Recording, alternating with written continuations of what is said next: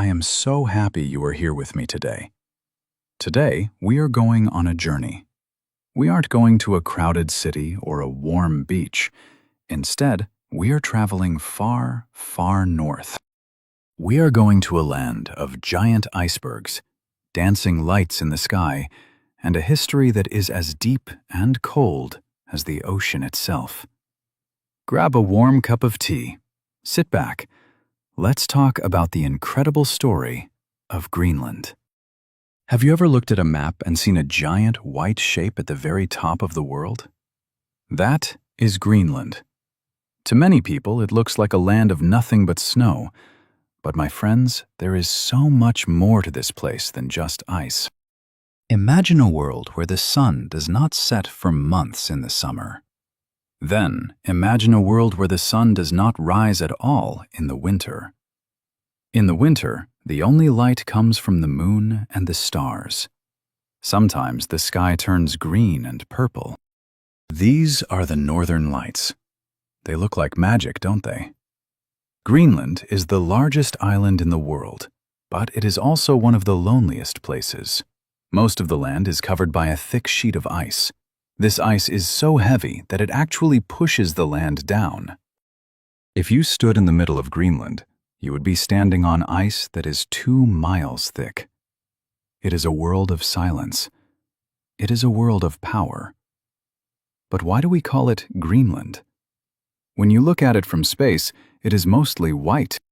This is one of the great secrets of history.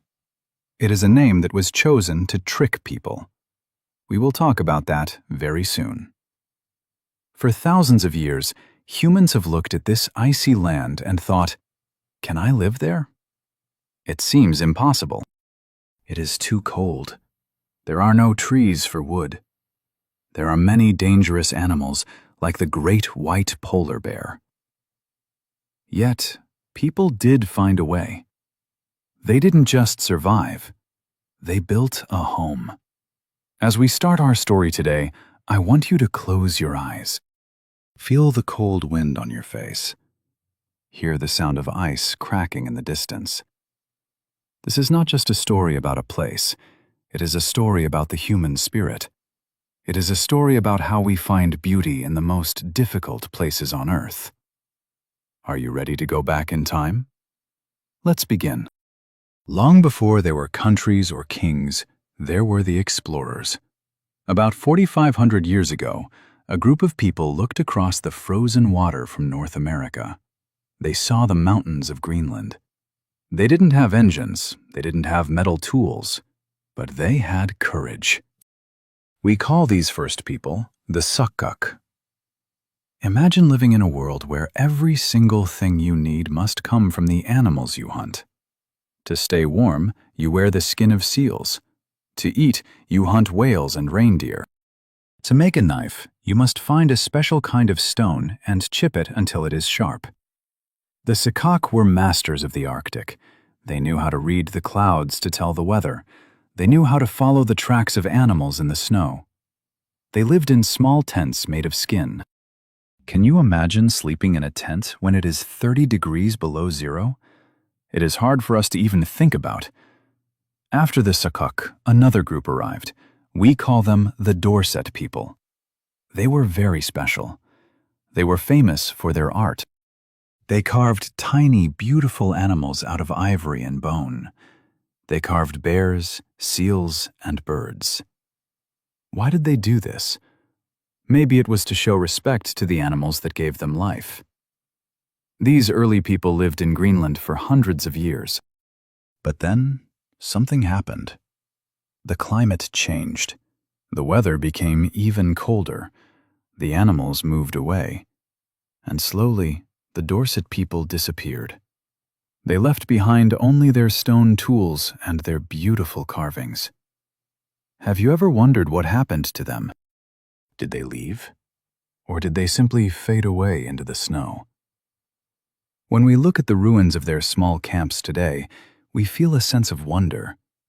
They were the first to call this icy heart home. They proved that humans could live at the edge of the world. They were the first shadows in the snow. And their story, is the foundation of everything that came after. Now, let's move forward in time to the year 982. We are going to meet a man with a very big personality and a very red beard. His name was Erik the Red. Erik was a Viking from Norway, but Erik had a problem. He had a very bad temper. He got into a fight in Iceland and was told he had to leave for 3 years. He couldn't go home to Norway, and he couldn't stay in Iceland. So, he sailed west. He had heard rumors of a land hidden in the mist. When Erik reached the southwest coast of this new land, he didn't see just ice. He saw green grass in the deep fjords.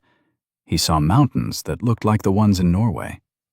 He spent 3 years exploring. When his time of exile was over, he went back to Iceland. He wanted people to come with him to start a new colony. But how do you convince people to move to a cold, distant island? Erik was very smart. He gave the land a beautiful name. He called it Greenland. He thought, if it has a good name, people will want to go there. It was the first marketing trick in history. It worked. In the year 985, 25 Viking ships sailed toward Greenland. The journey was very dangerous. The ocean was full of storms and ice. Only 14 ships made it to the coast. But those people brought everything with them: cows, sheep, horses, and their families. They built 2 main settlements. They built houses with thick walls made of stone and grass to keep the heat inside. Erik the Red became the leader. He sat in his great hall at a place called Brattahlid. Imagine the scene, my friends. The Vikings were used to the sea. They were warriors and farmers. They looked at the green valleys near the water and thought they could build a new empire. They didn't know that they were living on the edge of a world that was about to change. They were proud, they were strong, and for a while, they were successful. But as we will see, the Greenland was not as friendly as Erik promised. What was it like to be a Viking in Greenland? You might think of fighting and dragons, but the reality was much quieter. It was a life of hard work. The Norse settlers were mostly farmers. They spent their summers working very fast. Why? Because the summer in Greenland is very short. They had to grow enough grass to feed their cows and sheep through the long, dark winter. If the grass didn't grow, the animals would die, and if the animals died, the people would starve. But they weren't just farmers.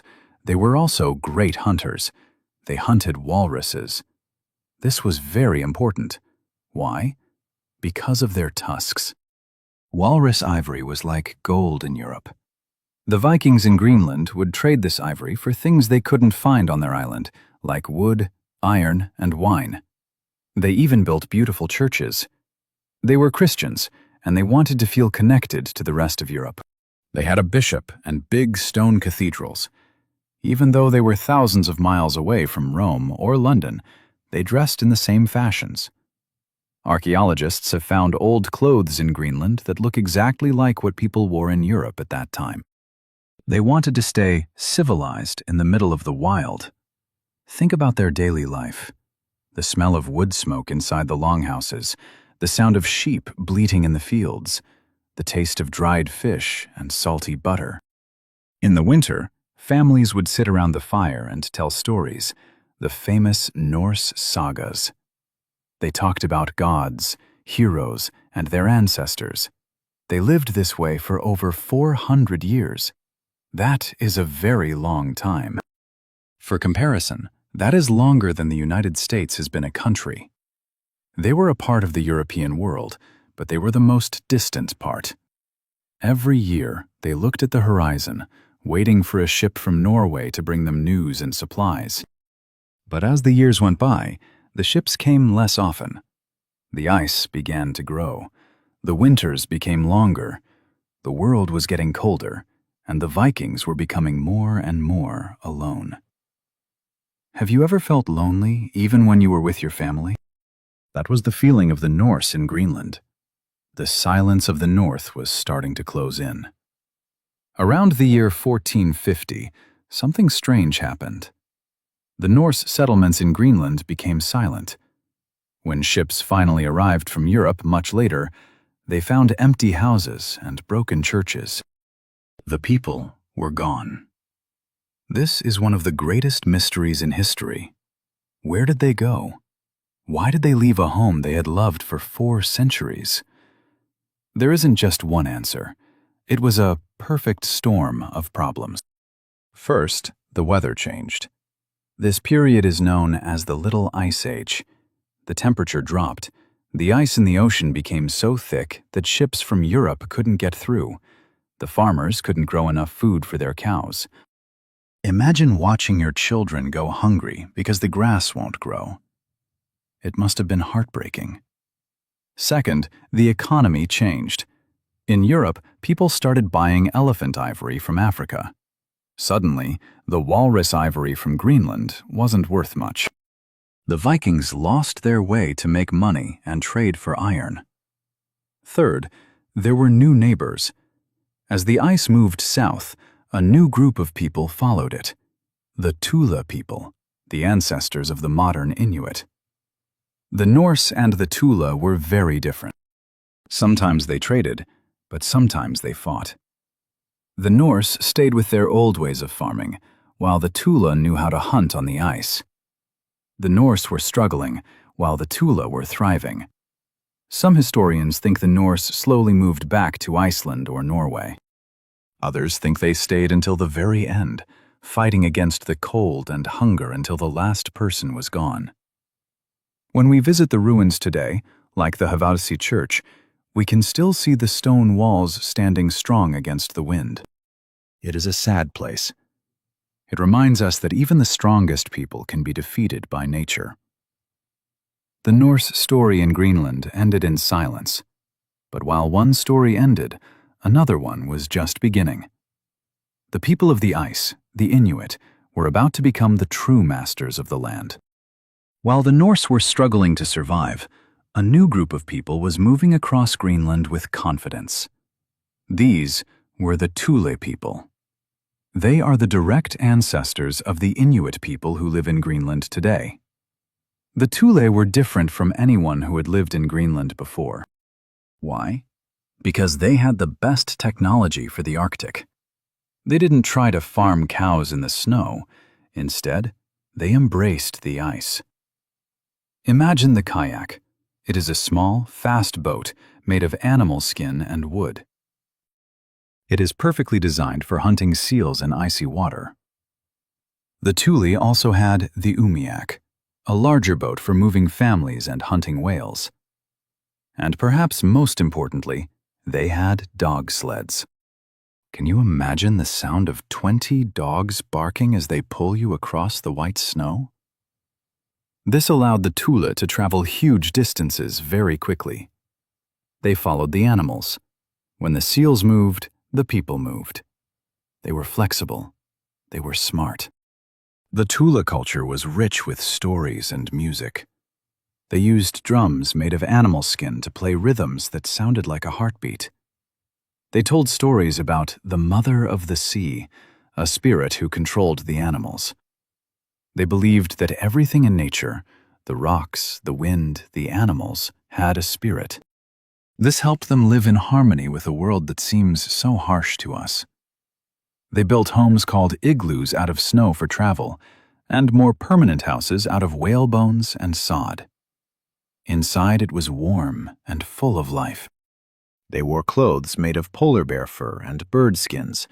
They were perfectly dressed for the coldest place on Earth. By the time the Norse disappeared, the Thule had spread all around the coast of Greenland. They didn't see the ice as an enemy. They saw it as a highway. They saw the ocean as a garden full of food. My friends, this is a very important lesson. The Vikings tried to change Greenland to fit their way of life, but the Thule changed their way of life to fit Greenland. That is why they survived. They became the heartbeat of the island, and their culture is still alive today in every town and village in Greenland. For a long time after the Norse left, Europe almost forgot about Greenland. But in 1721, a man named Hans Egede set sail. He was a missionary from Norway, which was then part of Denmark. Hans Egede was looking for the lost Vikings. He wanted to see if they were still Christians. When he arrived, he didn't find any Vikings. He only found the Inuit people. But he decided to stay. He started a colony at a place he called Godthaab, which means Good Hope. Today, we know this city as Nuuk, the capital of Greenland. This was the beginning of the Danish period. At first, it was about religion and trade. The Danes wanted seal oil and fur. In return, they brought coffee, sugar, and iron. But this change was difficult for the Inuit. Their traditional way of life began to change. The Danish government took control of Greenland. They created a monopoly, which means only Denmark could trade with the island. For a long time, Greenland was kept closed to the rest of the world. The Danes thought they were protecting the Inuit, but it also meant the people had less freedom. Over time, the two cultures began to mix. You can see it in the houses. Have you ever seen photos of Greenland with bright red, blue, and yellow wooden houses? Those colors were actually a code. The red houses were for the doctors or the church. The yellow houses were for the hospital workers. The blue houses were for the technical workers. As we look at this period, we see a story of two different worlds coming together. There was respect, but there was also a loss of identity. The Inuit language and traditions had to fight to survive alongside the Danish language and laws. But Greenland was no longer just a mystery in the mist. It was now a part of a European kingdom. It was becoming a modern place, with schools, hospitals, and stores. However, the people of Greenland began to ask a very important question. Whose land is this? Does it belong to the king in Denmark, or does it belong to us? The 20th century changed everything for Greenland. During World War II, something very big happened. Denmark was invaded by Germany. Suddenly, the connection between Denmark and Greenland was cut off. Greenland was alone again. But then, the United States looked at the map. They saw that Greenland was in a very important spot between North America and Europe. The Americans built huge air bases, like the one at Tula, now called Pituffik. Suddenly, thousands of American soldiers were in Greenland. They brought trucks, big machines, and new ideas. The people of Greenland saw a world outside of Denmark. They saw that they were part of a much bigger global story. After the war, Denmark took control again, but things were different. In 1953, Greenland's status changed. It was no longer a colony. It became a county of Denmark, like a province. This gave the people more rights, but the Danish government also tried to modernize Greenland very quickly. They moved people from small hunting villages into big apartment buildings in the cities. They wanted to build a fishing industry. For many Inuit, this was a very sad and difficult time. They lost their connection to the land and their sled dogs. They felt like they were losing their soul. But from this pain came a new strength. In the 1970s, a new generation of Greenlandic leaders began to speak up. They wanted home rule. They wanted to make their own decisions about their schools, their language, and their land. In 1979, they won. Greenland got its own parliament. They changed the names of their towns back to Greenlandic names. Godthaab became Nuuk. They designed their own flag, a beautiful red and white circle that looks like the sun rising over the ice. It was a time of waking up. Greenland was finding its voice. They were no longer just a cold island at the top of the map. They were a nation, proud and ready to walk their own path. They were learning how to be both modern and Inuit at the same time. And so we arrive at the present day. What is Greenland like today? It is a place of incredible beauty and modern life. In Nuuk, You can find gourmet restaurants and high-speed internet. But just outside the city, the wild ice is still there.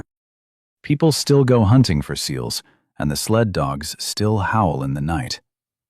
But Greenland is facing a very big challenge: climate change. The ice sheet is melting. This is a problem for the whole world because it makes the sea level rise. For the people of Greenland, it means the ice they walk on is becoming dangerous. The animals they hunt are changing their patterns. However, there is also hope. As the ice melts, it becomes easier to find minerals and oil under the ground. Greenland is becoming very important to the whole world again. Leaders from many countries want to be friends with Greenland. The people of Greenland are also moving closer to full independence. They have self-rule now, which means they control almost everything except for their army and foreign policy. When you listen to the young people of Greenland today, you hear pride. They speak Greenlandic, Danish, and English. They are artists, scientists, and hunters. They are the children of the Vikings and the Tula. They carry the history of the ice in their hearts, but they are looking straight into the future. My friends, we have traveled through thousands of years today. We have seen the first hunters, the brave Vikings, the mysterious vanishing, and the birth of a modern nation. Greenland is a reminder that the world is a beautiful, fragile, and strong place. It reminds us that humans can survive anywhere if we have courage and if we respect the land. As the northern lights dance over the ice tonight, let's remember the story of this great land. It is a story that is still being written. And who knows, maybe one day you will travel there and see the icebergs for yourself.